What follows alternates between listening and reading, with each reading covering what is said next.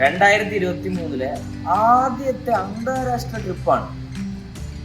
എൻഡിങ്ങിൽ ആയിപ്പോയി. അതിനോടൊരു വിഷമം എനിക്കുണ്ട്. പക്ഷെ എന്നാലും ലേറ്റ് ആ വന്നാലും ലേറ്റസ്റ്റ് ആ വരുവേ. വാ നമുക്ക് കാണാം ഏത് രാജ്യത്തേക്കാണ്.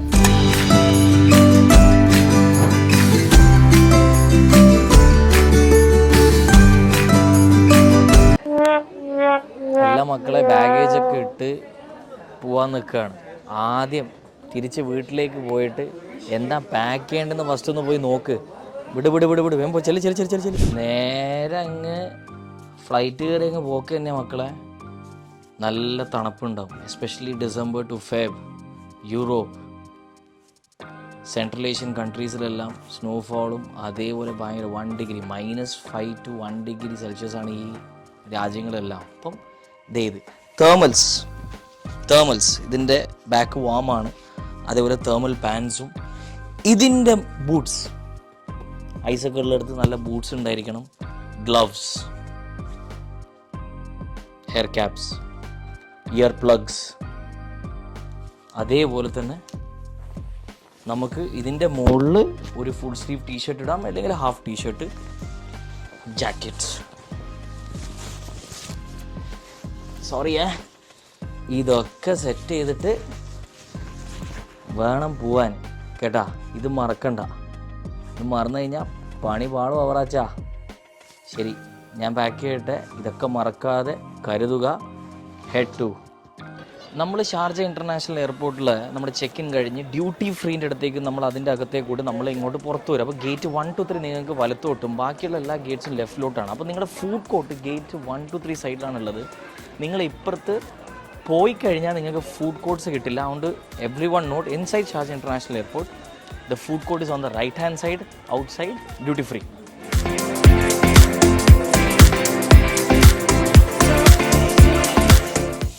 സോ ഇതാണ് നിങ്ങളുടെ ചായ, എൻ്റെ കോഫി ഇല്ലാതെ എന്താഘോഷം. സോ ഗൈസ്, നിങ്ങളുടെ ഉദ്ദേശിച്ചത് നമ്മുടെ ഈ ബിഹൈൻഡ് ദ ക്യാമറ നമ്മുടെ കോണ്ടന്റ് ഹെഡ് സജിലുണ്ട്. ഇത് ഏടേ എന്നെ കാണിക്കട്ടെ. നമ്മൾ രണ്ടുപേരും കൂടിയാണ് യാത്ര ചെയ്യുന്നത്. അപ്പം ഫസ്റ്റത്തെ ചോദ്യം, ഈ യാത്രയിൽ നമ്മൾ എങ്ങനെയാണ് പ്ലാൻ ചെയ്തത്, എവിടെയാണ് പോകുന്നത് എന്നുള്ള ചോദ്യങ്ങൾക്കുള്ള ഉത്തരമാണ്. We are travelling to Uzbekistan.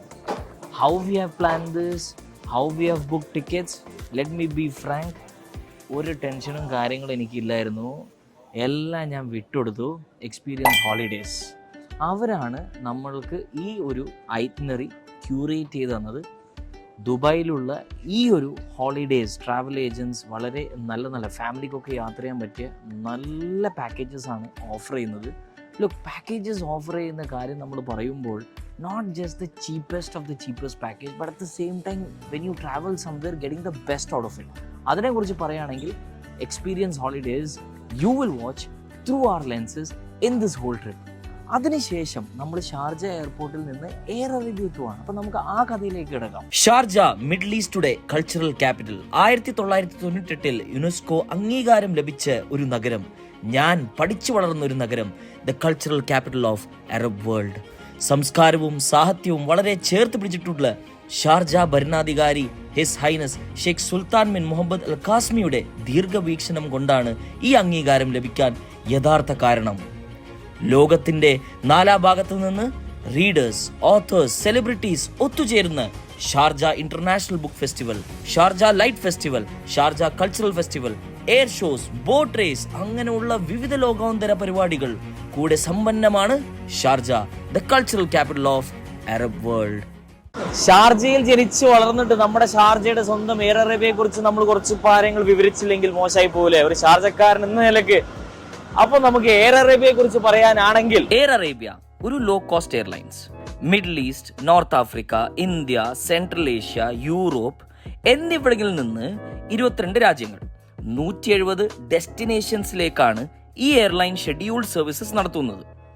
Air അറേബ്യയുടെ ഫ്ലീറ്റ് വലിപ്പം ഏകദേശം 68 വിമാനങ്ങളാണ്. UAE, Morocco, Egypt, Armenia, Pakistan എന്നിവിടങ്ങളിൽ നിന്ന് 7 ഹബ്ബുകളിൽ നിന്ന് 2022 എയർ അറേബ്യ 158 മില്യൺ ആൾക്കാർക്കാണ് സേവനം നൽകിയത്.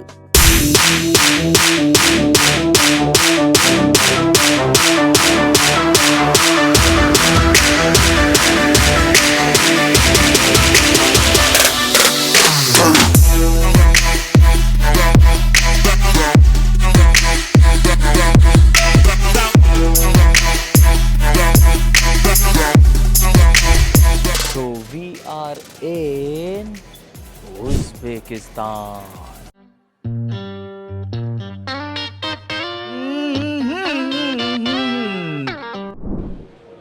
ലഗേജ് വന്നതായിട്ട് കാണുന്നില്ല. അപ്പോൾ സജിലേ, നമ്മൾ എന്തുകൊണ്ടാണ് ഉസ്ബെക്കിസ്ഥാൻ ചൂസ് ചെയ്ത കാര്യം നിനക്കറിയോ? വല്ല പിടിയുണ്ടാ? ഈ ഡബിൾ ലാൻഡ് ലോക്ക്ഡ് കൺട്രി 2 രാജ്യങ്ങളാണുള്ളത്. അതിലൊന്ന് ഉസ്ബെക്കിസ്ഥാൻ എന്നറിയോ? ഈ ഡബിൾ ലാൻഡ് ലോക്ക്ഡ് എന്താണ്? ഞാൻ ഒരു കഥ ചൊല്ലട്ടുമാ, ലഗേജ് വരുന്നവരെ നമുക്ക് ആ കഥ പറയാം. ഉസ്ബെക്കിസ്ഥാൻ ലോകത്തിലെ ഡബിൾ ലാൻഡ് ലോക്ക്ഡ് രാജ്യങ്ങളിൽ ഒരു രാജ്യമാണ്. മറ്റൊരു രാജ്യം ലിസ്റ്റൻസ്റ്റൈൻ എന്നറിയപ്പെടുന്ന ഒരു രാജ്യമാണ്. ഇനി ഡബിൾ ലാൻഡ് ലോക്ക്ഡ് എന്ന് വെച്ചാൽ എന്താണ്? ഒരു രാജ്യത്തിൽ നിന്ന് കടൽ അഥവാ തീരപ്രദേശം കാണണമെങ്കിൽ 2 രാജ്യം അഥവാ 2 ബോർഡർ, അതും 4 ഭാഗത്തിൽ നിന്ന് കടന്നു പോകാവുന്ന ഒരു ഓപ്ഷൻ മാത്രമേ ഉള്ളൂ. അതിനാൽ ഉസ്ബെക്കിസ്ഥാൻ അറിയപ്പെടുന്ന ഒരു ഡബിൾ ലാൻഡ് ലോക്ക്ഡ് രാജ്യമായിട്ടാണ്. ഇവിടുത്തെ പ്രകൃതിയുടെ സൗന്ദര്യത്തെക്കുറിച്ച് പറയാനാണെങ്കിൽ മരുഭൂമി തൊട്ട് പച്ചപ്പേറിയ താഴ്വാരങ്ങൾ ഇവിടെ അനുഭവിക്കാൻ പറ്റും. ബട്ട് ഇതൊക്കെ സീസണിൽ മാത്രം. നവംബർ തൊട്ട് ഫെബ്രുവരിയുടെ അടുത്ത് വരെ ഇവിടെ വിന്ററാണ്. ആ സമയം മരുഭൂമിയും തപ്പി പോരുത് കേട്ടാ. പിന്നെ ഉസ്ബെക്കിസ്ഥാൻ എന്ന രാജ്യത്തിന്റെ പുരാതന കാലത്ത് സിൽക്ക് റോഡുമായി ബന്ധമുള്ള, that is European and Asia trade, Asia മാത്രമല്ല മിഡിൽ ഈസ്റ്റ് കൺട്രീസും ഉണ്ട്. ഇതൊക്കെ ട്രേഡിംഗ് ബന്ധിപ്പിച്ച ഒരു മെയിൻ രാജ്യം ഉസ്ബെക്കിസ്ഥാൻ തന്നെയാണ്. അതിനുപരി പല പല ചരിത്രത്തിന്റെ ഭാഗമാണ് ഈ രാജ്യം. അലക്സാണ്ടർ ദി ഗ്രേറ്റ് മുതൽ മംഗോളിയൻസ്, തൈമൂർ പല കാലഘട്ടങ്ങളിലും ഉസ്ബെക്കിസ്ഥാൻ ഭരിച്ചിരുന്നു. 19-ാം നൂറ്റാണ്ട് മുതൽ 1991 വരെ റഷ്യയുടെ ഭാഗമായിരുന്നു ഉസ്ബെക്ക്. 1991 മുതലാണ് സ്വതന്ത്ര രാജ്യമായി ഉസ്ബെക്കിസ്ഥാൻ മാറിയത്. സജില, ഒരു മിനിറ്റ് മോനെ, നമ്മുടെ ലഗേജ് എത്തി. ബാക്കി കഥ ഞാൻ വണ്ടിയിൽ നിന്ന് പറഞ്ഞുതരാം. ഓക്കെ, ഇപ്പം സമയം 3 മണി, 4 ഡിഗ്രിയാണ് പുറത്ത്. വണ്ടിയിലേക്ക് പോയിട്ട് കഥ കണ്ടിന്യൂ ആക്കാം മക്കളെ. വാ,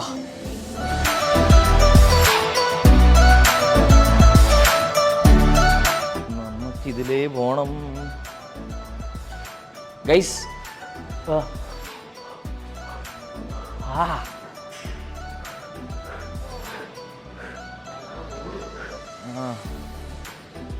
യെസ്, അത് നമ്മുടെ എക്സ്പീരിയൻസ് ഹോളിഡേയ്സിൻ്റെ ടീമാണ്. What is your name? My name is Abdulaziz. Abdul Aziz. മാഷാഅല്ലാഹ്. Abdul Aziz representing experience holidays. നമ്മൾ ആ ഒരു ടൂർ പാക്കേജിലാണ് ഇവിടെ വന്നിരിക്കുന്നത്. So he will be taking care of us completely.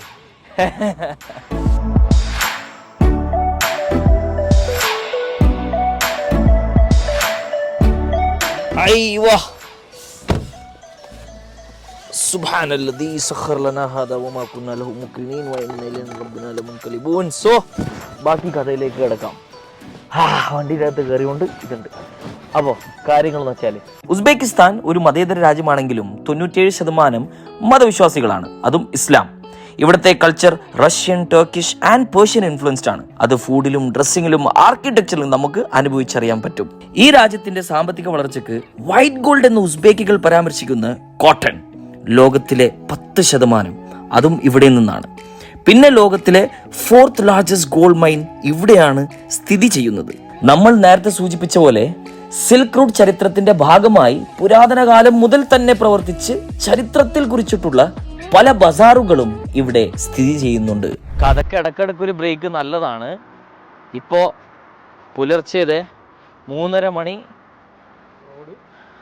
ഇതാണ് നമ്മുടെ ഉസ്ബെക്കിസ്ഥാൻ. എനിക്ക് ബാംഗ്ലൂർ തോന്നുന്നുണ്ട് കേട്ടോ. ബാംഗ്ലൂർ മടിവാലയെന്നൊക്കെ ഇറങ്ങിയിട്ട് ആ ഒരു പുലർച്ചെ സമയത്തൊക്കെ പോകുന്ന സീനില്ലേ, അതാണ്.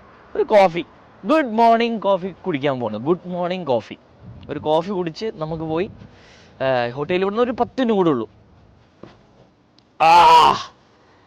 കഥയൊക്കെ പെരുത്തി ഇഷ്ടമായി എന്ന് ഞാൻ വിശ്വസിക്കുന്നു. ഇപ്പം നമ്മളിതാ റെസ്റ്റ് ചെയ്യാൻ വേണ്ടി എത്തിയിരിക്കുകയാണ്. ബാക്കി എല്ലാ വിവരങ്ങളും നമ്മൾ റെസ്റ്റൊക്കെ എടുത്ത് സമാധാനത്തിൽ വന്ന് നമുക്ക് ശരിയാ ഹോട്ടലിലൊന്നും കാണണ്ടേ പോകുന്നതിന് മുമ്പ്, അതും കൂടി നമുക്ക് തീർത്തറിയാം. നമ്മളിപ്പോൾ വന്നിരിക്കുന്നത് ഹാംപ്ടൺസ് ബൈ ഹിൽട്ടൺ ആണ്. നമ്മുടെ എയർപോർട്ടിൽ നിന്ന് 15-20 മിനിറ്റ് എടുത്തിട്ടുള്ളൂ. രാവിലെ വന്നുകൊണ്ട് തിരക്കും കാര്യങ്ങളൊന്നും റോഡിലും ഇല്ല, അതേപോലെ എയർപോർട്ടിലും നമുക്ക് പെട്ടെന്ന് എല്ലാ പ്രൊസീജിയേഴ്സും കഴിഞ്ഞു. വിസയിൽ എനിക്ക് പറയാനുള്ള കാര്യം എന്ന് വെച്ചാൽ എമിഗ്രേഷനിൽ വളരെ ഹെൽപ്ഫുൾ ആയിരുന്നു അവർ. നമ്മൾക്ക് പെട്ടെന്ന് തന്നെ ഫാസ്റ്റ് ലൈൻ ഞാൻ പറയുന്നില്ല, പെട്ടെന്ന് തന്നെ നല്ല ലൈനിലാക്കി തന്നു, എല്ലാം പെട്ടെന്ന് ക്ലിയർ ചെയ്തു, അധികം ചോദ്യമോ കാര്യങ്ങളൊന്നും ഇല്ലാതെ.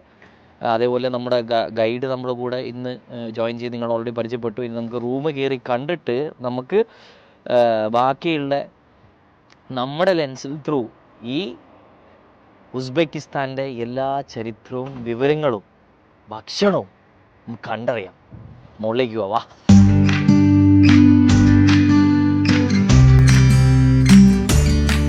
നമ്മൾ ഈ വീഡിയോ കാണുന്ന ആൾക്കാർക്ക് നിങ്ങൾക്ക് എന്തെങ്കിലും ബോറോ കാര്യങ്ങളോ ഫീൽ ആകുന്നുണ്ടെങ്കിൽ തീർച്ചയായിട്ടും കമൻറ്റിൽ നമ്മളെ അറിയിക്കണം കേട്ടോ.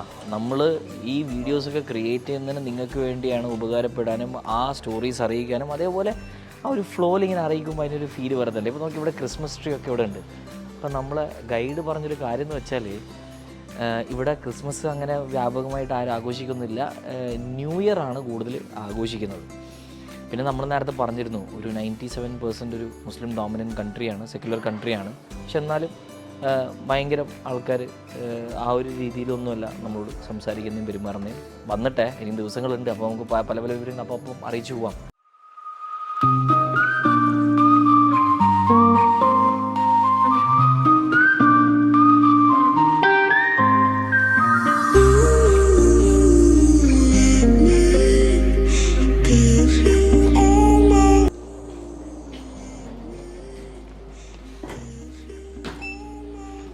ഈ പയ്യൻ വീഡിയോ എടുക്കുന്നതുകൊണ്ട് ഇവന്റെ ബാഗും ഞാൻ തന്നെ ചുമക്കണം.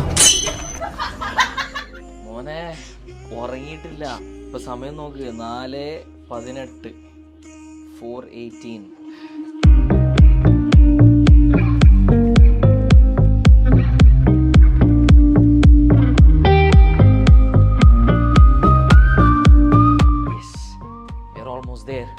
We're almost there.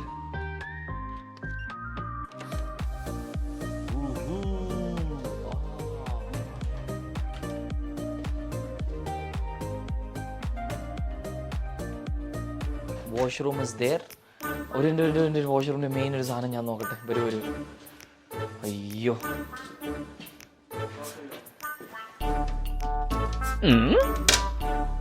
ജെറ്റ്